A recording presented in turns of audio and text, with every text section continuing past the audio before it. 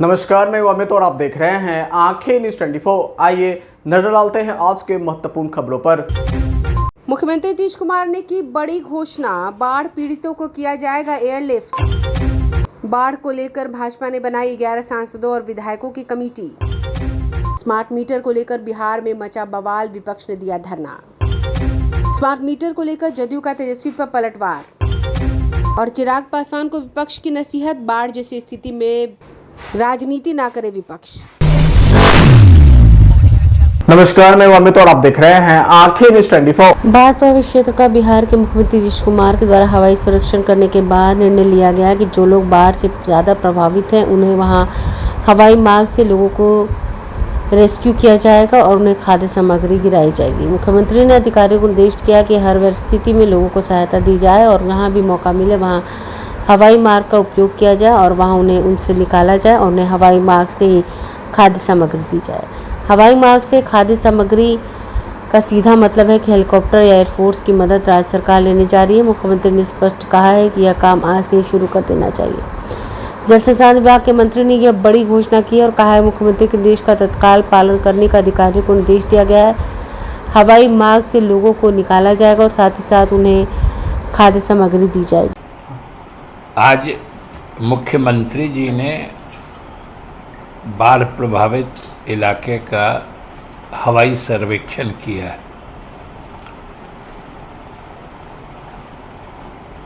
हम भी उनके साथ थे और आज सुबह में जो मुख्य रूप से अधिक बाढ़ प्रभावित इलाके हैं उन सभी का दौरा दरभंगा के किरतपुर प्रखंड का,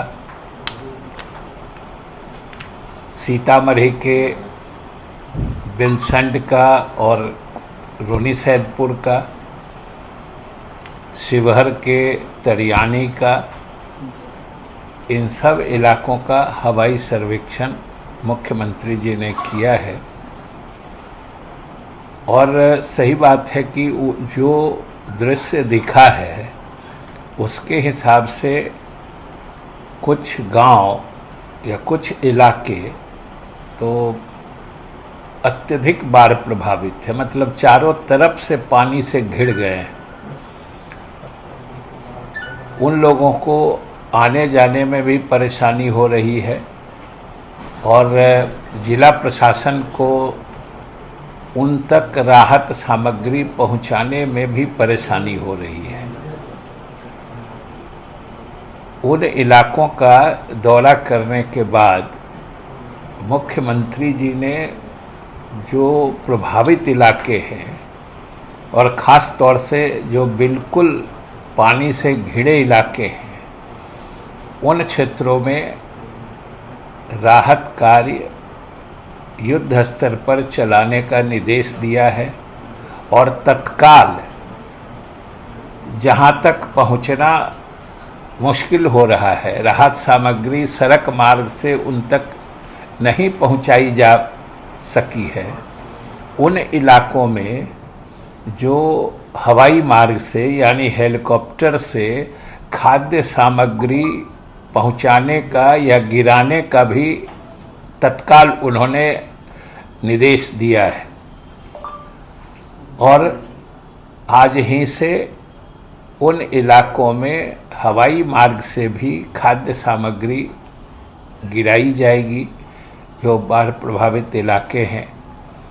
और विशेष रूप से मुख्यमंत्री जी ने जो टूटान के स्थल थे यानी जहाँ पे बांध टूटा था, जैसे कोसी में जो दरभंगा का किरतपुर प्रखंड का इलाका है जहाँ पे बांध टूटा था, उन इलाकों का भी, और जो सीतामढ़ी में बागमती का तटबंध टूटा था जो बिलसंड का मुख्य रूप से इलाका है, उनका भी ऊपर से मुख्यमंत्री जी ने जहाँ पे टूटान स्थल है उसको भी देखा है। और इस बार जैसा कि हमने कल ही कहा है कि पानी ही इतना अधिक आया कि वो तटबंध पर दबाव इस कदर बढ़ा कि हम लोगों के लाख चाहने के बावजूद उसे उस टूटान को रोका नहीं जा सका। और कोसी में तो हालत ये हो गई कि दरभंगा के किरतपुर इलाके में तो करीब 5-6 किलोमीटर में बांध के ऊपर से पानी बहने लगा। और इसी क्रम में वो जहाँ पर टूटा है अंदर में टूट भी गया। स्वाभाविक रूप से का कुछ इलाके जलमग्न हुए हैं, वहाँ पर राहत सामग्री पहुँचाई जा रही है। उन लोगों को सभी प्रकार की जो आवश्यक सामग्री है मुहैया कराने का मुख्यमंत्री जी ने तत्काल निर्देश दिया है। और जैसा कि हमने बताया कि जहाँ पर सड़क मार्ग से पहुँचना कठिन है या मुश्किल है, उन इलाकों में हवाई मार्ग से भी खाद्य सामग्री पहुँचाई जाएगी या वहाँ पर गिराई जाएगी। नमस्कार, मैं अमित और आप देख रहे हैं आंखें न्यूज़ 24। जदयू के मुख्य प्रवक्ता सह एमएलसी नीरज कुमार ने राष्ट्रीय जनता दल के द्वारा प्रीपेड मीटर के खिलाफ चल रहे आंदोलन पर जमकर निशाना साधा। नीरज कुमार ने नेता प्रतिपक्ष बिहार विधानसभा तेजस्वी यादव के ऊपर हमला करते हुए कहा कि वह खुद तो विदेश में बैठकर मजा ले रहे हैं और अपने कार्यकर्ताओं को यहाँ के लिए छोड़ दिया है। नीरज कुमार ने आगे कहा, तेजस्वी यादव जहाँ विदेश में चारों ओर प्रीपेड मीटर लगा है, ऐसे में आदरणीय नेता प्रतिपक्ष तेजस्वी यादव दुबई से प्रीपेड मीटर को उखाड़कर बिहार जहां वह रहते हैं वहां उनके पार्टी का ऑफिस से आकर अपने कार्यकर्ता को दिखाएं और एक मिसाल कायम करें। चर्चा जो प्रीपेड मीटर के संदर्भ में बातें उठकर आ रही हैं, विपक्ष की पार्टी जो राजनीतिक तौबा मचा रही है, हवा मचा रही है, उस संबंध में विभिन्न बातों को रखा। बिहार देश का पहला राज्य या दुनिया का पहला राज्य नहीं है। जो बिहार अंतिम राज्य है जिसने प्रीपेड मीटर योजना की शुरुआत की। लेकिन सवाल उठाए जा रहे हैं तो हम माननीय तेजस्वी यादव जी को यह कहना चाहते हैं, जो मीडिया के माध्यम से जानकारी मिली है कि तेजस्वी जी आप दुबई में हैं। दुबई में प्रीपेड मीटर लगा हुआ है। वहां गैस के संचालन के लिए जो हम लोग खाना में जिसका इस्तेमाल करते हैं वह भी प्रीपेड है। तो सच को दिखाइएगा ना। अब आप दुबई से आइएगा, वहां के ट्वीट से तो जानकारी मिल रही है, तो वहां जाइए, वहां है दुबई में मीटर को उखाड़ लीजिए और डेमो लाकर दिखाइए इस बिहार के अंदर में कि जिस हम प्रदेश की चिंता नहीं करते, हम विदेश में भी प्रीपेड मीटर लगा हुआ है तो उसको उखाड़ करके हमने फेंक दिया। और आप बिहारी है कि नहीं, यह जांच हो रहा है। चूंकि बार बार ये सवाल करके बिहार के लोगों को अपमानित किया जाता है। मेरी बात को अन्यथा मत लेंगे साथियों कि बिहार के लोग तो पलायन कर गए हैं। बिहार का लोग केरला के अंदर रहता है, बिहार के लोग पश्चिम बंगाल में रहता है, बिहार के लोग जम्मू कश्मीर में रहते हैं। पलायन नहीं, हम बोझ नहीं है किसी के, हम बोझ उठाने वाले लोग हैं। तो हम तेजस्वी यादव जी से जानना चाहते हैं कि तेलंगाना में बिहारी प्रवास करता है तो प्रीपेड मीटर वहां 100% है, 100%। सितंबर 2024 का ये डेटा है। 100% घरों में लगा हुआ है। तो क्या बिहार के रहने वाले, तेलंगाना में रहने वाले, क्या उन लोगों को प्रीपेड का सामना करना पड़ रहा है? क्या उनकी पीड़ा आपकी पीड़ा नहीं है? जरा जवाब दीजिएगा तेजस्वी यादव जी। राजस्थान 98%, पंजाब, और जिस समय तेलंगाना में लगा होगा उस समय तो इंडी गठबंधन के लोग होंगे। मैक्सिमम अचीवमेंट उस समय का हुआ होगा। 3-4 महीने में तो इतना बड़ा अचीवमेंट नहीं 100% का हो जाएगा। पंजाब 76%, जहां जेल से सरकार चलाने वाले लोग हैं। तमिलनाडु 92% जन्मदिन मनाने जाते हैं, और वहां बिहार के लोग रहते, उसकी चिंता आपको नहीं है। लाल झंडा वाले केरला के अंदर 100% घरों में लग गया प्रीपेड मीटर। ये राजनीति की जुबान खामोश क्यों हो जाती है? इस सवाल का जवाब बिहार की जनता को दीजिए। ये तमाम राज्यों के आंकड़े जो हम आपको भेज देंगे, उन आंकड़ों से यह स्पष्ट होता है कि बिहार न पहला राज्य है, न बिहार अंतिम राज्य है।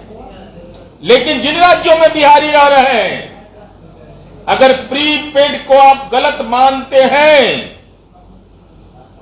तो बिहार बंसी होने के नाते क्या यह आपको अधिकार, क्या यह दायित्व तो नहीं बनता है कि जहां इंडी गठबंधन की सरकार है, छोड़ दीजिए एनडीए की सरकार, जहां इंडी गठबंधन की सरकार है वहां भी जाकर के धरना दीजिए, उपवास करिए, मौन व्रत करिए।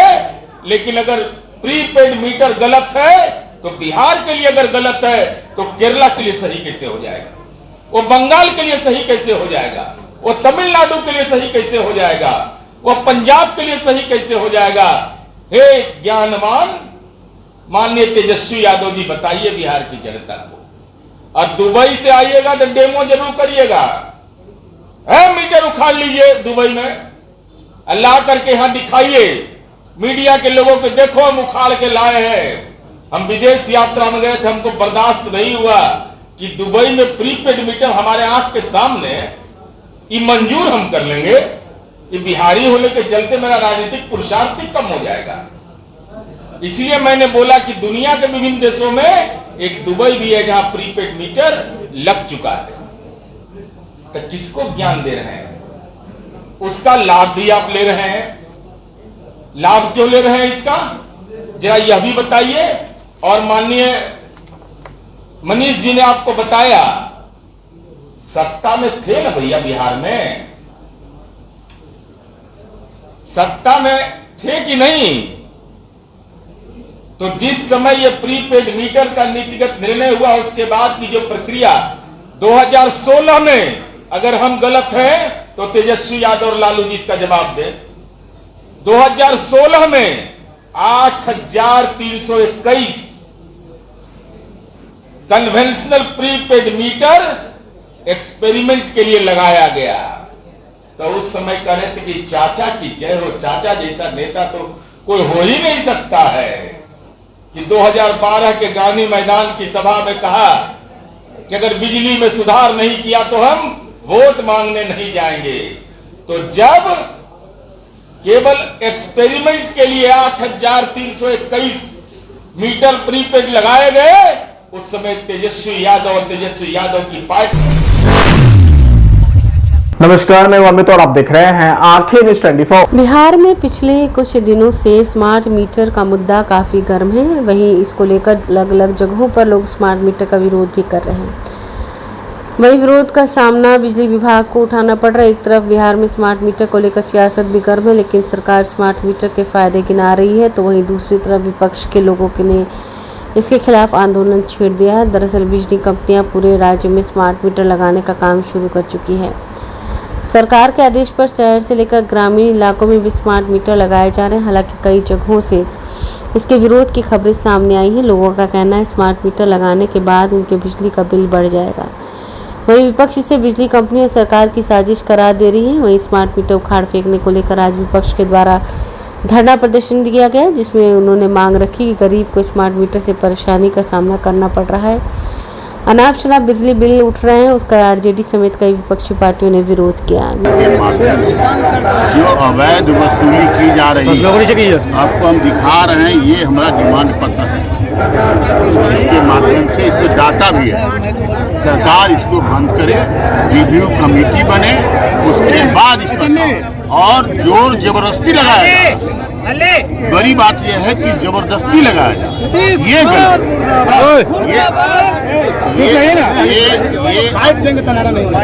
ये अवैध वसूली बंद करे, सरकार इसका रिव्यू कमेटी बनाए, जांच करे, उसके बाद इस पर काम।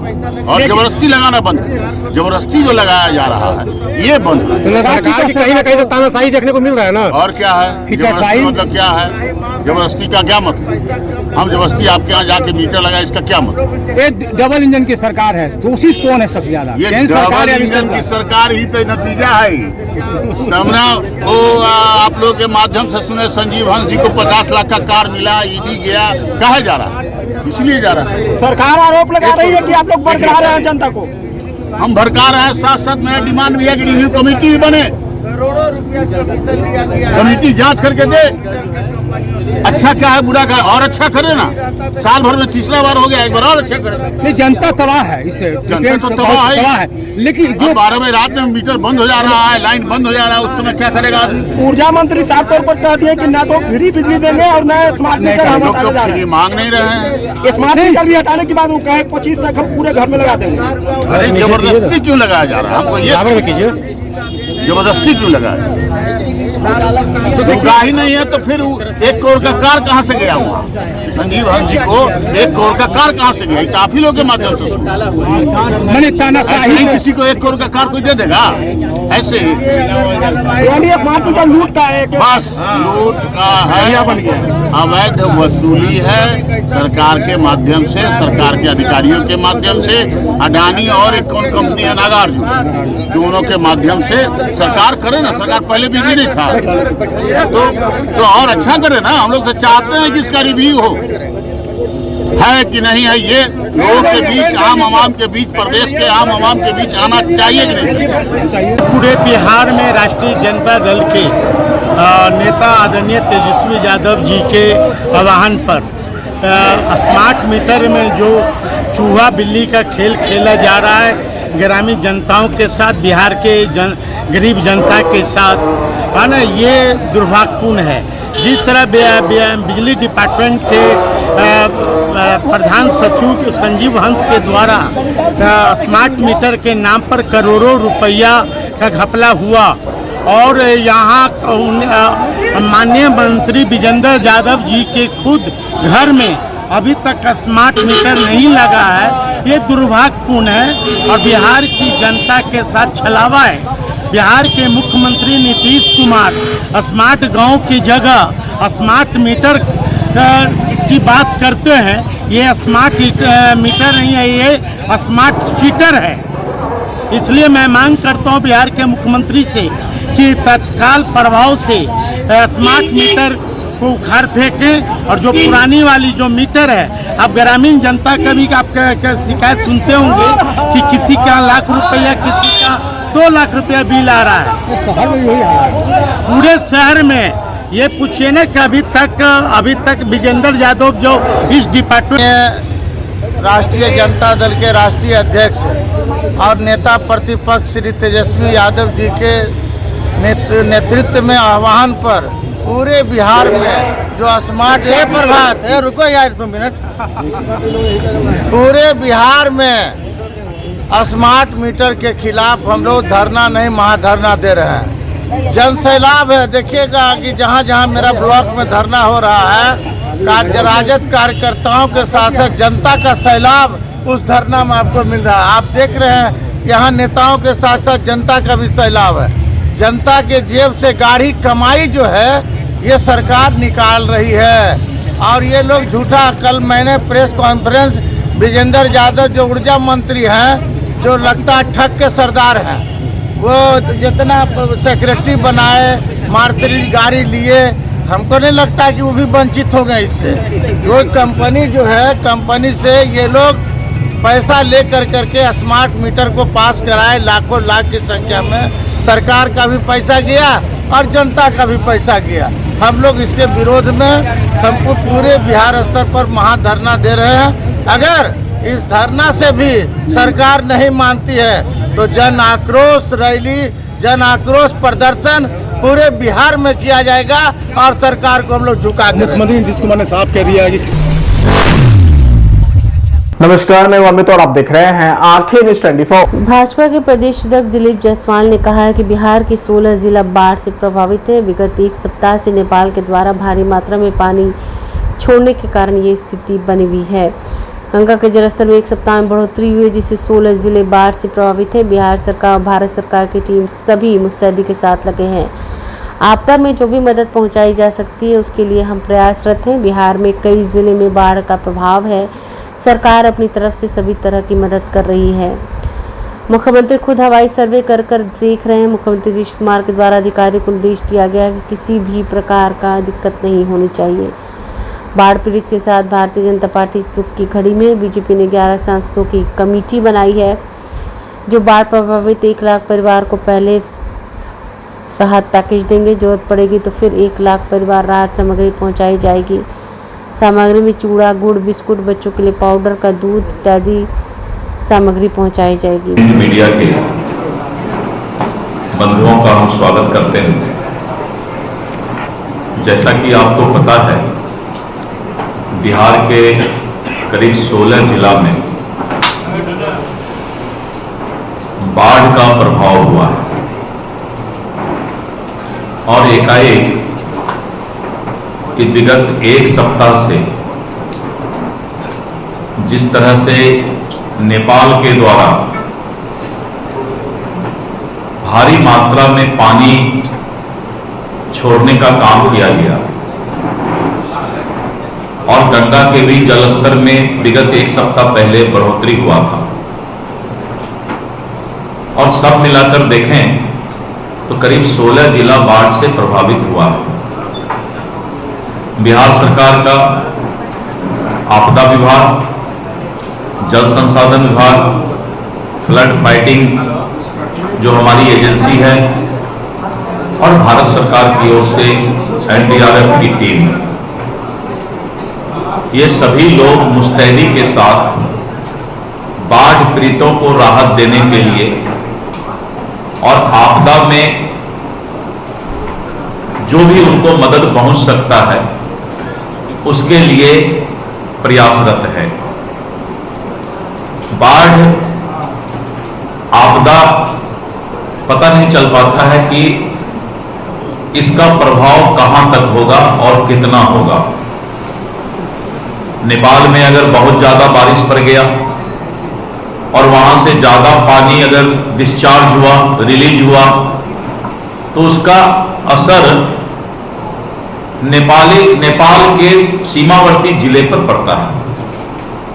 और आपने देखा कि अभी सहरसा, सुपौल, मधेपुरा, अररिया, किशनगंज, नवगछिया और अगर उधर से बढ़ते हैं तो कुछ हिस्सा दरभंगा, मिथिला का और पश्चिम चंपारण, पूर्वी चंपारण और इन सब जगह बाढ़ का प्रभाव हुआ है।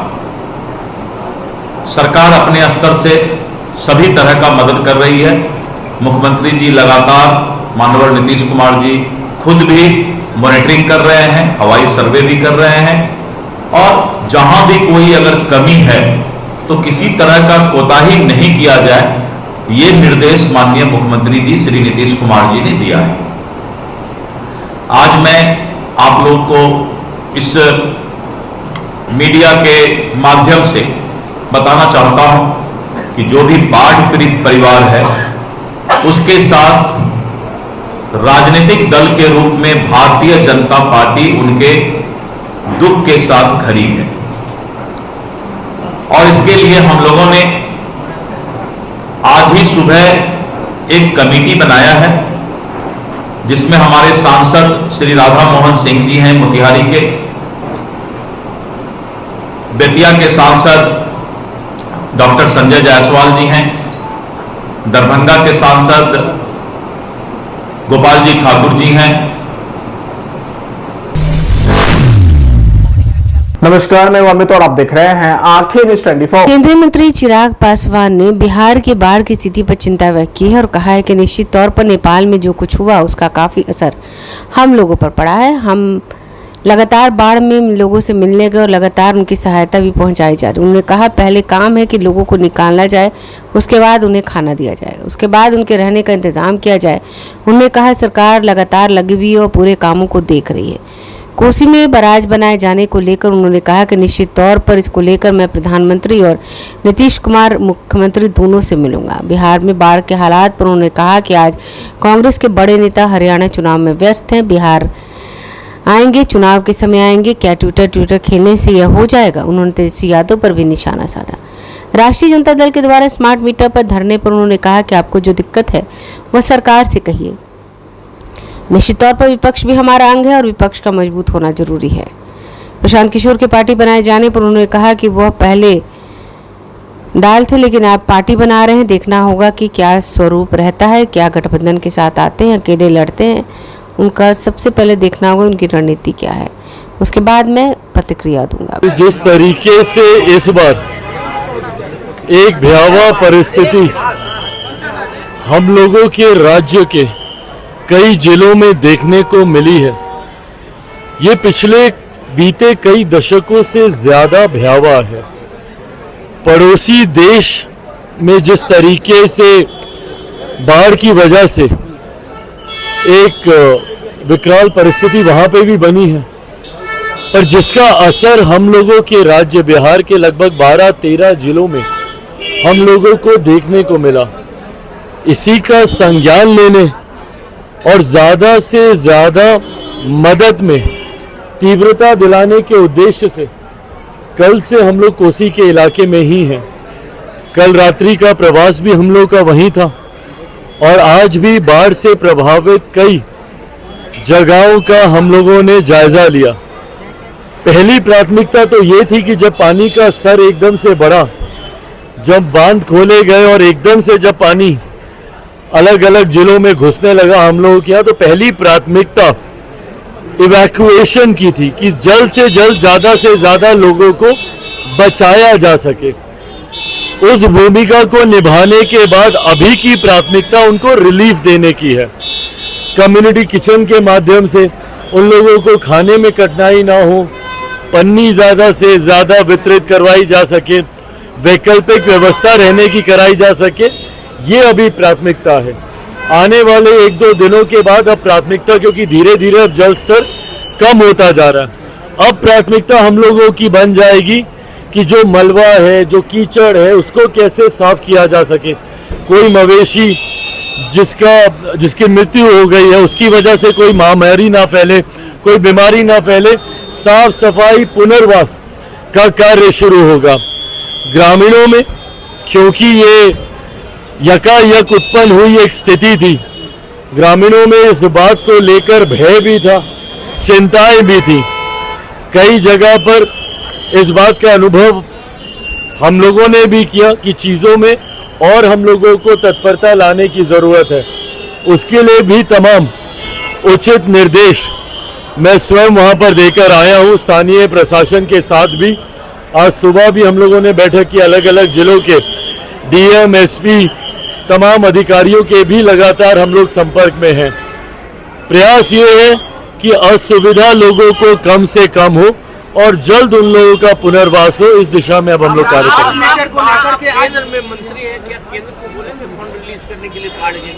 भाई, प्रधानमंत्री आदरणीय नरेंद्र मोदी जी स्वयं इस विषय की मॉनिटरिंग कर रहे हैं।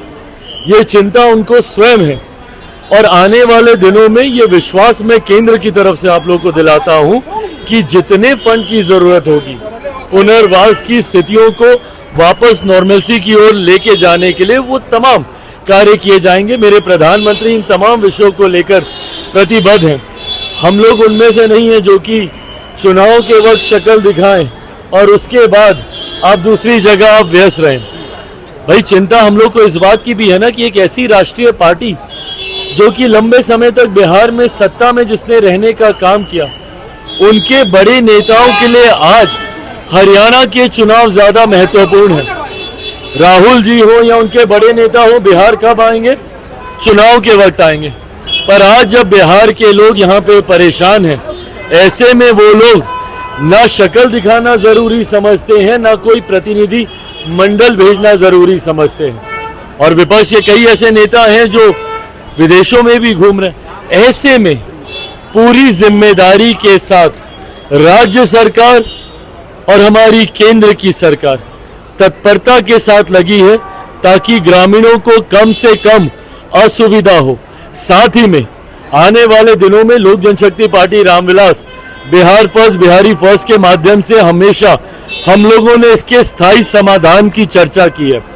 मैं बहुत जल्द वापस जाकर प्रधानमंत्री जी से भी और मेरे मुख्यमंत्री जी से भी हम लोग बातचीत कर नदियों को जोड़ने की योजना पर जब तक कार्य नहीं होगा, साल दर साल इस तरीके की तस्वीरें हम लोग के सामने आती रहेंगी।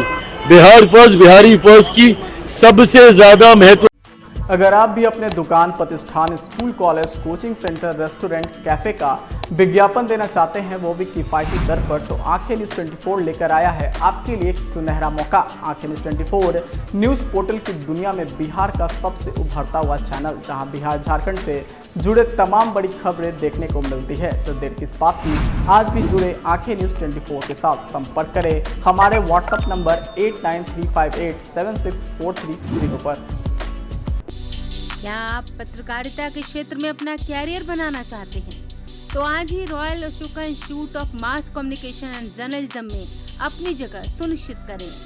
आर्यभट्ट ज्ञान विश्वविद्यालय पटना से मान्यता प्राप्त 100% प्लेसमेंट के साथ royal Ashoka Institute of Mass Communication and journalism नामांकन जारी है।